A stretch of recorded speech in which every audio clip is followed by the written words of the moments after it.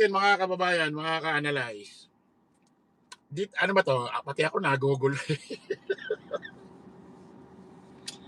Pati ako naguguluhan dito eh. Ano ba 'to? Senador Erwin, pati ako naguguluhan eh. Ha?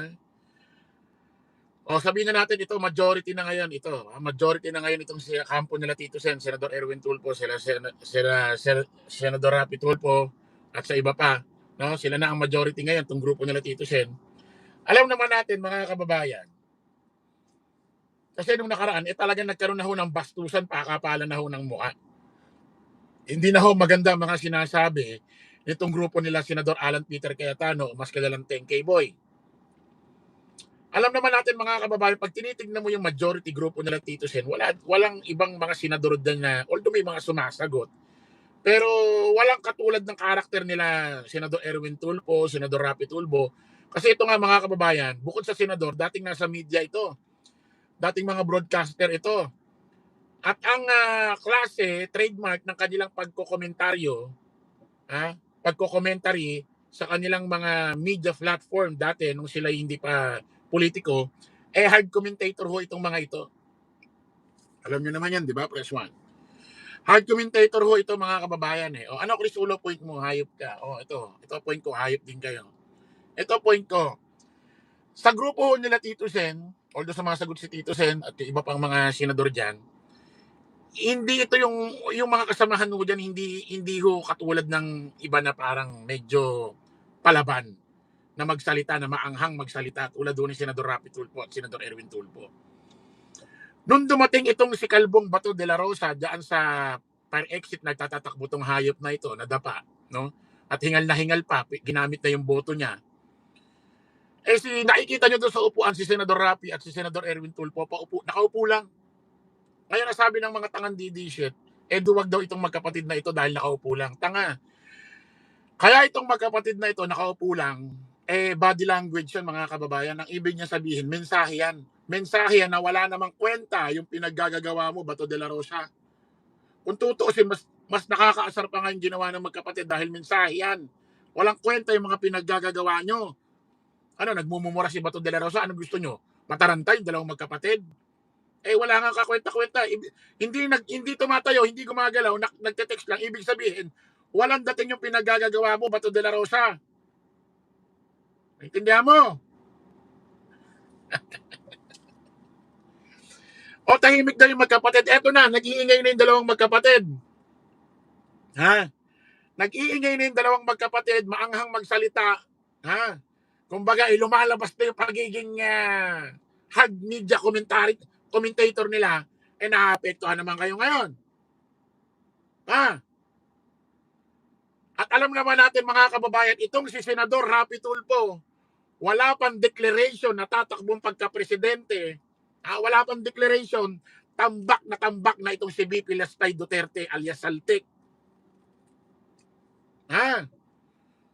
Wala pang declaration yan, tambak na. Paano pa pag nagdeclare si Senador Rapi Tulfo na tatakbo kung presidente sa 2028? Hindi hari na. Kasi mga kababayan, akala siguro itong mga tangang DD shit na bobong tanga makikita ng utak, yung mga nag-YouTube, nakikinig sa social media, ito na yung laki ng populasyon ng Pilipinas. Mga tanga, mga engot, mga bugok. Yung mga nanonood sa social media ng usaping politika, kakarampot lang tayo kung ikukumpara mo sa totoong volume laki ng populasyon ng tao sa Pilipinas. Kakarampot, gaingron lang tayo. Marami pa ring mga tao, Luzon, Visayas, Mindanao, mga butante, na hindi naman nakikinig sa usaping politika, pero mga anti-DD shit at pro Tulfo. At presto, aminin ninyo, maraming mga DD shit, maraming mga DD shit na Tulfonatics. Ano?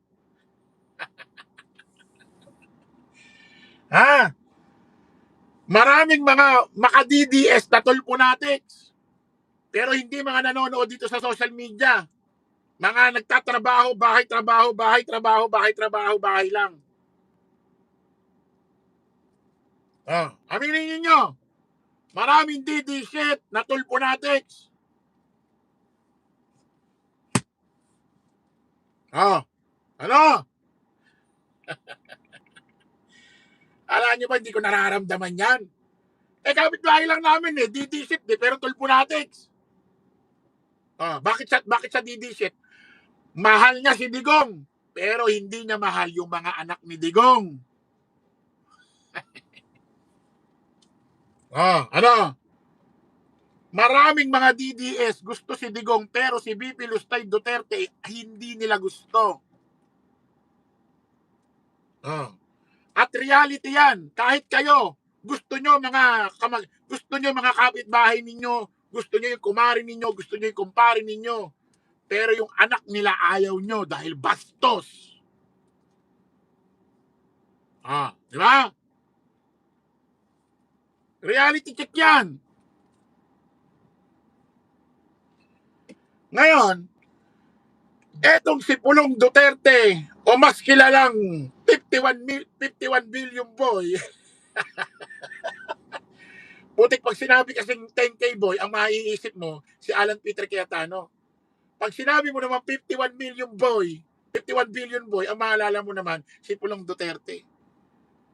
At pag naalala mo si Pulong Duterte, nabanggit mo si Pulong Duterte, wala kang ibang maalala, kundi mga baha-baha sa Davao at yung mga pasayaw-sayaw mo sa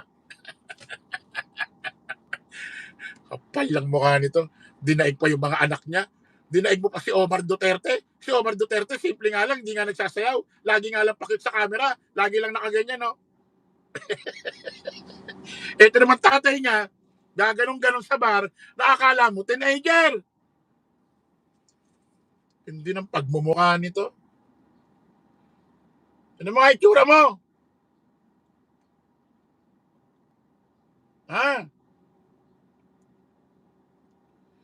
Ano mga itsura mo rito? Oh? Ano?